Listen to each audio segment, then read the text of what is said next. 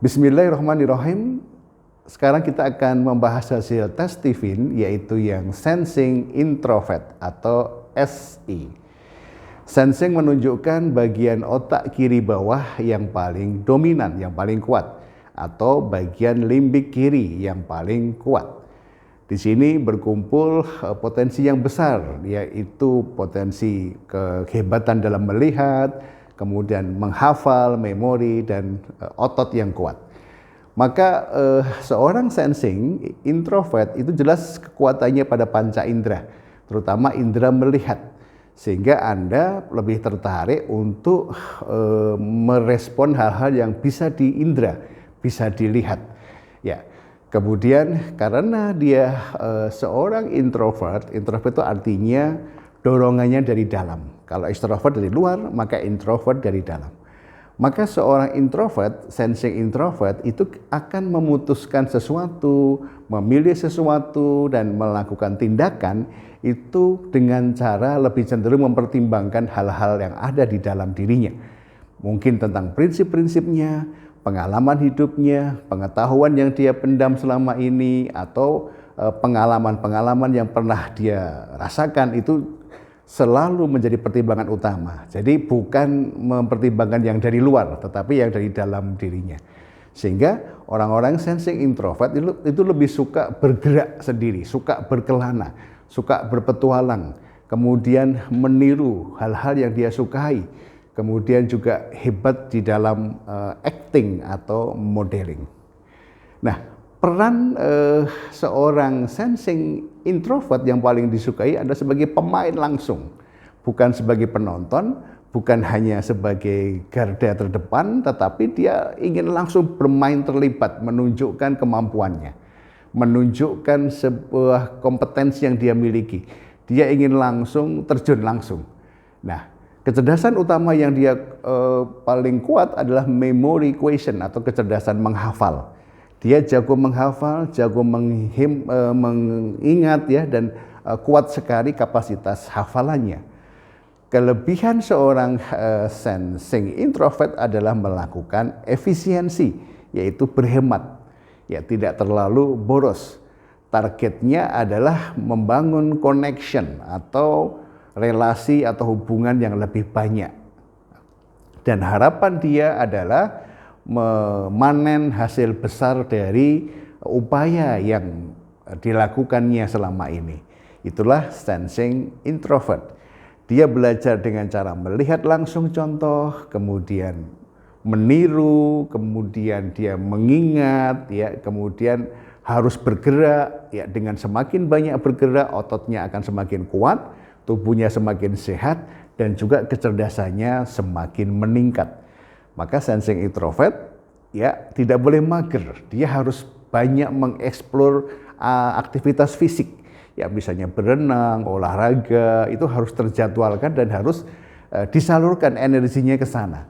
Ya, maka seorang sensing introvert itu harus diketahui minat dia dalam hal penyaluran energi itu apa, ini harus ditanya. Dia pasti nanti punya pilihan-pilihan yang bisa dikomunikasikan dengan kita sebagai orang tua. Nah, 4 kata kunci bagi sensing introvert adalah mengingat, otot, rajin, dan tergerak. Mengingat artinya daya ingatannya sangat bagus, memorinya bagus, hebat dalam menghafal. Kemudian otot artinya fisiknya kuat. Ototnya ini harus dilatih untuk digerakkan. Ya, kembali saya ingatkan, musuh sensing adalah handphone, karena handphone membuat malas bergerak. Maka ini harus dibatasi, harus dikendalikan. Seorang sensing introvert harus banyak mengeksplor ototnya untuk melakukan stretching, ya, olahraga, aktivitas sehari-hari. Maka rajin menjadi ciri khas seorang sensing introvert. Kalau dia mau menjalankan saran ini, yaitu banyak bergerak, ya, aktivitas yang mengeluarkan keringat, maka di rumah dia mulai bisa mencari kegiatan yang membantu orang tua, misalnya menyapu halaman, ngepel halaman, ya, mencabuti rumput di halaman, kemudian misalnya mencuci mobil, mencuci motor. Dia akan menjadi anak yang rajin dan menjadi orang yang tergerak. Tergerak itu artinya dia memiliki kecenderungan untuk bergerak karena keputusannya sendiri, tergerak karena prinsip yang dia pilih sendiri, bukan karena pengaruh dari luar, tetapi dari dalam dirinya. Dia tergerak karena ada sesuatu, ya ada inspirasi misalnya, kemudian dia mulai berpikir dan memutuskan sendiri apakah aku harus action atau tidak. Bentuknya apa dan bagaimana caranya dan kapan, itu dia memutuskan sendiri. Maka kadang-kadang orang introvert itu sering berbeda keputusannya dengan lingkungan di sekitarnya. Ya, oke. Cara belajar sensing introvert dengan cara merekam vocabulary. Jadi kata-kata atau bahasa atau kalimat-kalimat baru itu dia rekam, diingat-ingat. Kemudian dia mulai berlatih meniru dengan membahasakan dengan beberapa variasi. Ya, kemudian bisa memainkan dengan alat peraga. Karena orang sensing introvert itu lebih suka kalau ada peraga langsung, alat bantunya. Ya, kemudian dia bisa mengulang apa yang dia hafalkan tadi dengan cara menulis sambil bergerak. Ya, menulis sambil bergerak. Ingat, karena gerakan otot seorang sensing itu mengoptimalkan kemampuan otaknya dalam belajar. Cara meningkatkan minat belajar seorang sensing introvert itu dengan cara dibangkitkan untuk lebih baik dari sparringnya, atau dari kompetitornya, atau dari orang dekatnya yang nilainya lebih tinggi. Sparring itu lawan main ya, dia ingin bertanding dengan siapa. Jadi ini dilakukan dengan secara diam-diam. Misalnya dia tahu ada temannya yang nilainya bagus di atas dia. Maka diam-diam kita arahkan agar dia tuh mengalahkan anak itu, temannya itu. Maka dia dibangkitkan, ya, bagaimana kita mengalahkan dia. Kok toh makannya sama, cara belajarnya sama. Coba kamu pelajari bagaimana dia belajarnya. Berapa kali dia melakukan kursus, berapa kali dia latihan soal, ya itu dia akan meniru, mengamati, kemudian berusaha untuk lebih baik dari sparringnya.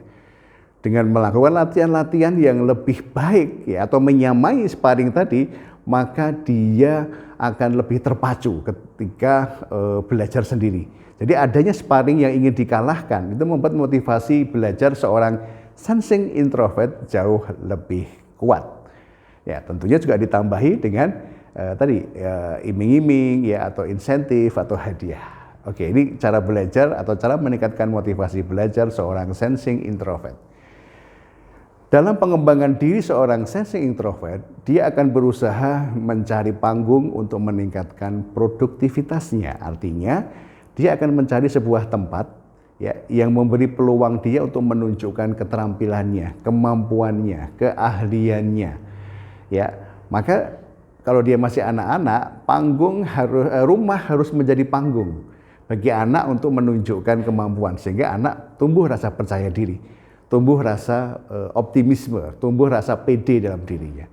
Ya, nah kalau dia semakin dewasa, dia akan mencari tempat di mana tempat itu bisa mengembangkan dirinya dan mengakui keahlian yang dia miliki. Oke. Kemudian kecenderungan seorang sensing introvert adalah mengejar harta. Harta, uang, ya, kemudian tabungan, insentif penghasilan itu memang sangat disukai oleh tipe-tipe sensing.